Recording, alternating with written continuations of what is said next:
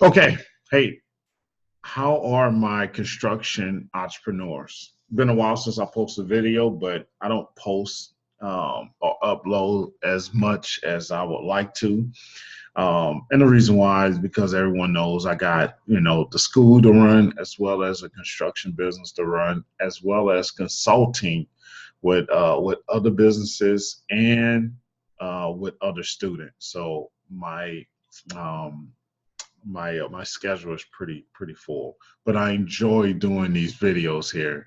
So what I want to talk about here is I'll be dropping two videos tonight. One, we're going to talk about instructors that we need to hire and the qualifications or the criteria to meet as an instructor, because we're starting to grow and expand, and we need some help here. So I need some instructors to come on board.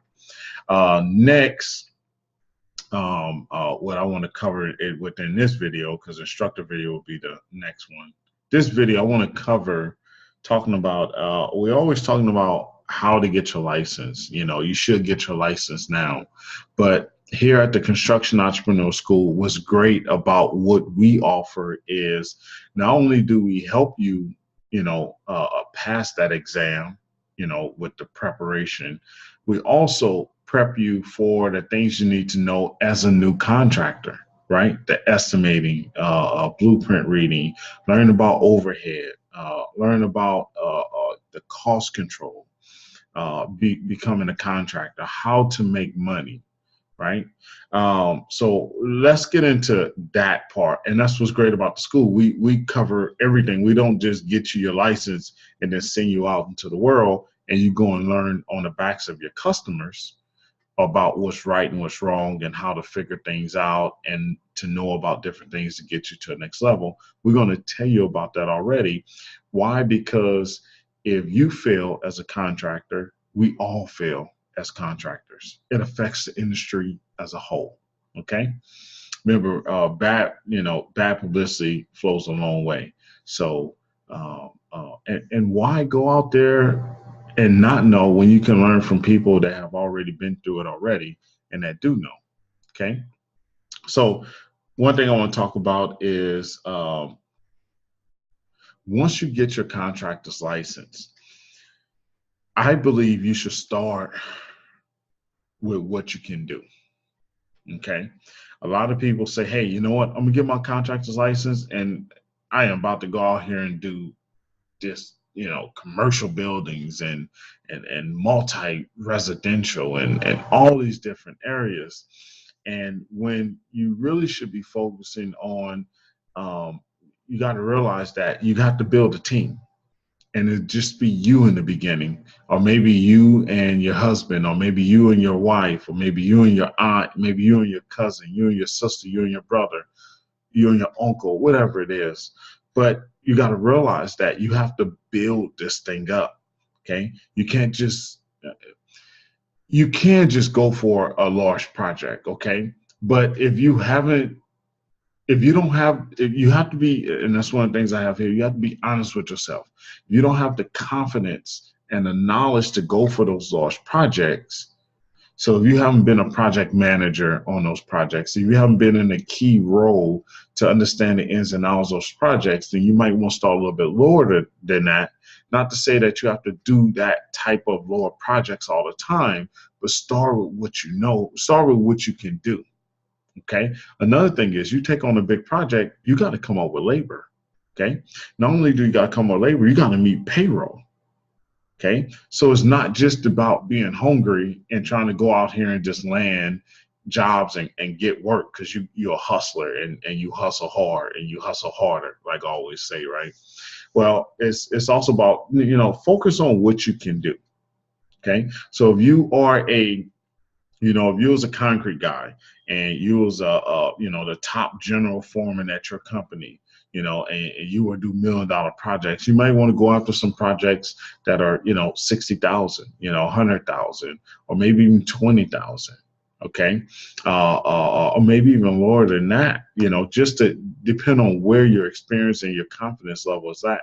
Don't jump into something that's huge, because what's going to happen is that you're going to be eager in the beginning, But as the details and things come up, especially things that you may not have known come up, you're going to want to fall back. You're going to want to not proceed with that, and then you're going to burn some bridges.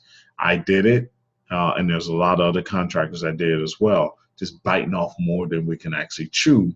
Why? Because we got this passion, this hustle in us, this, work hard and hustle hard type motivation in us. And we go and grab these jobs, and we're not actually ready to sustain these jobs, to actually do these jobs. So start a little bit lower so you can actually build this thing up. Okay. Another thing is self-awareness. All right. I don't know anyone that teaches about self-awareness, but it's something that you will learn over time. Have self-awareness. Okay. Be honest with yourself. Okay. That's the next one. Be honest with you. And that's hand in hand with the self-awareness. Knowing what you would actually do, knowing what you can actually do, knowing what you is going to actually do. Just being honest with that. Okay. So I know right now it's about 11:30 at night. Okay. I got a night job going on where guys are working in a different area. Well, I'm monitoring that job, right, as well as doing the estimate for another job, and now doing the video here. Well, I know after this video, I have to do another video, and then I have to work on the estimate. Well, I know that estimate is going to take me to 2 a.m. Well, I may not have the energy at 2 a.m. I'm only being honest with myself. I know around 1, maybe 2 o'clock, I know that I'm gonna figure out some type of reason to put this thing off, to schedule it for tomorrow, and it's not okay. I need to complete it today, right? So I may need to, to get things going. I may need to get some coffee here. I may need to go drink a Red Bull out the refrigerator, and that's why I be telling my students is that you have to be honest with yourself. And once you're honest with yourself, you need to take the necessary steps to make sure you can get done what you need to get done. Okay, so have self-awareness. Next one, be honest with you. Okay, so being honest with you is about being disciplined. Okay, and that's what you gotta be disciplined. Okay, because not only are you counting on you, your family is counting on you. Your husband, your wife, your kids, they're counting on you. Your aunt, your cousins, whoever it is, they're counting on you. So it's a serious thing. So you need to be disciplined with yourself so you can grow this business and make money. And by being disciplined is doing the things that you don't want to do, doing the things that need to be done in a timely fashion so you can carry on your business on growing, okay, and getting to the next level. All right. Next thing, stay in your lane and be focused. Okay. It relates to the first one, start with what you can do. So stay in your lane. If you're a painter, stay in painting. Okay. As entrepreneurs, we have heard Gary talk about it. Gary Vaynerchuk, we have heard ET talk about it. I got on my boy shirt here. It's on this side. Stay in your lane. If you're a painter, it's going to be other things that's attractive out here. Okay. But if you're a painter, then stay with painting. Okay. There's enough work out here. I always get students that they get their license, and then we're talking for a while, and they're doing good for a while, and they're doing some remodeling on the residential side. And then before you know, one day, after about a year, they call me and they says, "Hey, Tyrone, I want to start doing solar." I was like, what do you mean solar? It's like, yeah, you can do solar with your B license or your classification. You can do solar. Yeah, but why are you jumping into solar right now? Which I don't mind you doing solar, but I just want to ask, why are you jumping into solar? Well, there's money involved in it, man, and it's a booming trade, man. I think I can do it. Well, how much is it going to cost you to start doing solar? Oh, it's not going to cost me that much. Okay. In the contracting world, it's imagine this. If you're a concrete contractor and you're doing sidewalks and you want to start doing tilt-ups, totally different crew, totally different equipment, totally different operation. Okay, right? If you want to, if you're doing drywall, right, or drywall, and you have to mud, you're doing, regular finishes, and then you jump into level 5 finishes only jobs. different operation, right? You can make the transition, but it's different operations. So you also have to understand, I say stay within your lane. You're jumping out of these other lanes, taking the focus off of what you were building. And a lot of times we take the focus off that because it's not growing. Well, it's not growing because we're not being, it's about prediction. Okay, that's what business is about. So if you can't predict, if you got to wait till the curve come and hit the curve and then start making some moves, well, you need to predict. You need to predict where work is going, how much work you need to have, who you need to reach out to, where it needs to come from. You need to predict and you need to stay ahead. Anytime you're not predicting and staying ahead, is this when you get these opportunities to go in these other directions? Those opportunities has always been there. Right? It's just what if we're ready to take the time to go for them. So I always tell my students, focus on what you're doing.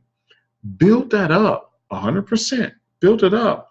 And then jump into a new division. Okay? But build this up. There's a lot of work here. Weren't you busy? Why do you even have time to even think about solar? You shouldn't even have time to even think about solar. You should be so busy. But the thing about it is that you're not predicting. You're not putting in the effort and the work to get yourself ahead. And once again, you got to stop getting out of thinking that you have to do all the work. You have to build a team. And that's going to be next. I'm going to talk about that. Another thing I want to talk about is don't be afraid to ask about billing, about getting paid. Okay? Go on a project and you're excited. Hey, you got someone has work for you and you're like, oh man, that's good. You go look at the project, everything, and you forget to ask, what are the payment terms? When can I get paid? Okay. It's a simple question. What are the payment terms? When can I get paid? If those payment terms don't work for you, what are the other options for me to get paid sooner? Okay, because whoever does a 30 days or 45-day net, they don't tell you, but they also have an option to do probably a 10-day net, okay, which you get paid in 10 days, from the day of your invoice instead of 30 or 45 or 60 days, okay?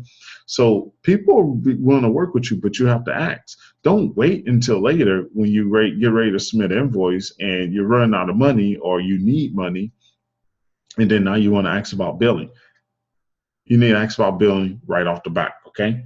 Another thing, no one person builds a company. You need to find a team, okay? And you build one person at a time, okay? You hire a right-hand man, teach that person the ropes, and then you start having that person go out and start doing work themselves so you can draw back and start bidding on more work, doing a lot of the administrative work, whether if you got QuickBooks or Excel, whatever you're doing to track your jobs and build your company. You should have QuickBooks or some type of accounting software that you're using.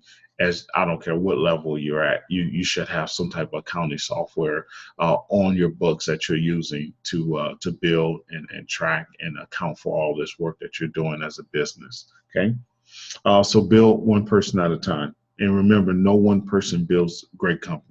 You have to bring people on. You have to figure out a way to bring people on, and that transition to having people do your work or having subcontractors do your work is a hard pill to swallow. Why? Because there's less profit. Okay, so now you need to increase more jobs because you're making less profit. So you need to increase more jobs so you can make more money. All right, so estimating. That's the next thing. This is the biggest thing here. A lot of us jump in this trade and we're good with our hands, but we don't understand the numbers or even the administrative part. Okay. And that's why here at the Construction Entrepreneurs, we talk about the numbers. We talk about where you need to be at. Understanding what we say in the industry is covering the nut.